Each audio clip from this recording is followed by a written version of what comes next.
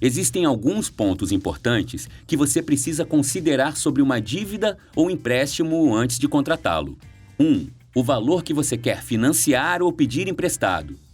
Na hora de financiar um bem ou pedir um empréstimo, seu perfil de risco de crédito, que analisa sua situação financeira, seu histórico de transações bancárias e outros dados, é que vai determinar se você vai conseguir receber todo o valor que pensou ou só uma fração do que tinha em mente. Por isso, na hora de pedir um empréstimo, saiba exatamente quanto precisa e também como e em quanto tempo você vai pagar. Não peça mais do que precisa. Cada centavo a mais é mais dívida para você. 2. O preço do empréstimo. Empréstimos e financiamentos nunca são só o valor que você pegou. O preço, ou literalmente o custo do empréstimo, sempre tem taxas de juros do empréstimo ou do cartão, taxas de aquisição e certidões, taxas de manutenção e multas. A forma mais fácil de saber quais são esses valores pode ser olhando o termo do CET, ou o custo efetivo total do empréstimo, que lista e detalha tudo que compõe o valor que você vai dever. 3. O prazo do empréstimo. Na hora da contratação ou da compra, é você quem decide em quantas vezes vai pagar aquela dívida. Só não esqueça que a partir do momento que você assume a dívida, ela passa a absorver por um determinado tempo uma parte dos seus ganhos. Em um financiamento de um carro, por exemplo, o tempo que leva para você pagar o carro é o prazo do empréstimo. Já quando quem te empresta o dinheiro é o seu cartão de crédito, geralmente é ele que determina em quantas parcelas você vai pagar pelo que pegou emprestado. 4. A quantidade de prestações.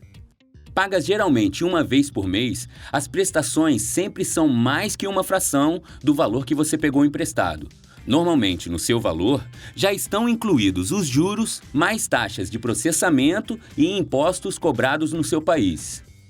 5. As condições de pagamento.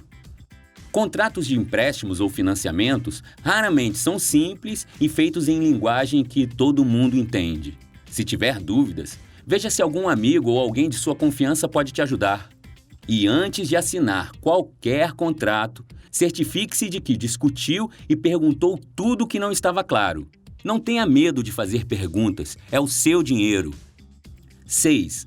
As condições gerais. São as pré-condições que permitem que alguém consiga um cartão de crédito, pegue dinheiro emprestado ou faça um financiamento. Documentam quem você é, onde mora, quais seus dados bancários e pedem garantias, como as comprovações de sua renda ou, se for um empréstimo que inclua um bem como garantia ou um fiador, os documentos que comprovam que aquele bem ou pessoa existe e pode ser envolvido como garantia. Quando você tem várias pequenas parcelas de diferentes dívidas, no fim do mês, a soma delas passa a ser uma grande parcela única. E isso pode acabar comprometendo o seu bolso. Contrair uma dívida é algo que tem que ser muito bem pensado, porque toda e qualquer dívida tem que ser paga. Mas se você planejar e calcular bem uma dívida, empréstimo ou financiamento, pode ser sim uma boa solução para a sua vida financeira. Existem basicamente 3 passos para que você possa tomar essa decisão de forma mais segura. 1. Planeje com antecedência. Se a dívida for para investir no seu negócio, certifique-se que a atividade que você planeja como geradora de renda pode mesmo trazer ganhos suficientes para que você consiga pagar sua dívida.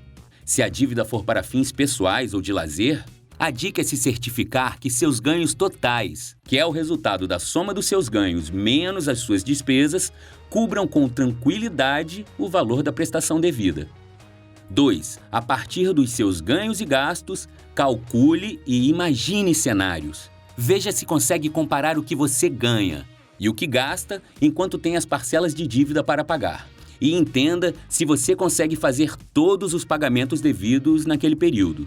Avaliar diferentes cenários ajuda você a se planejar para situações em que seus ganhos possam cair ou as despesas aumentar.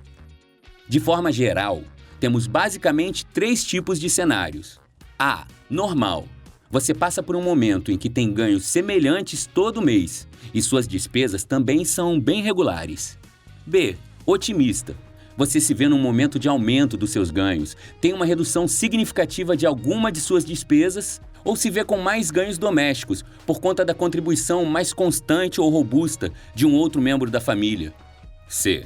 Pessimista. Você passa momentaneamente por uma queda significativa nos seus ganhos, mas mesmo assim, suas despesas não diminuem. Entenda qual o seu para não meter os pés pelas mãos. E encerrando os passos que você deve tomar antes de pedir um empréstimo ou fazer um financiamento, 3. Reveja os termos e condições antes de assumir a dívida e procure aconselhamento. É muito comum que os contratos de empréstimos e financiamentos sejam escritos em termos financeiros e jurídicos difíceis de entender, e dúvidas sempre aparecem. Então, peça todas as informações importantes de forma clara e que você entenda para quem vai te fazer o empréstimo. Se mesmo assim você ainda estiver inseguro ou tiver dúvidas, busque informações em sites confiáveis ou peça conselhos a alguém com experiência em empréstimos e financiamentos. Leia com muita atenção o contrato do empréstimo que você está pensando em pegar. É neste documento que você vai encontrar todos os juros e encargos da operação. Assim, você evita surpresas com taxas e custos adicionais, que podem aumentar o custo do empréstimo de alguma maneira.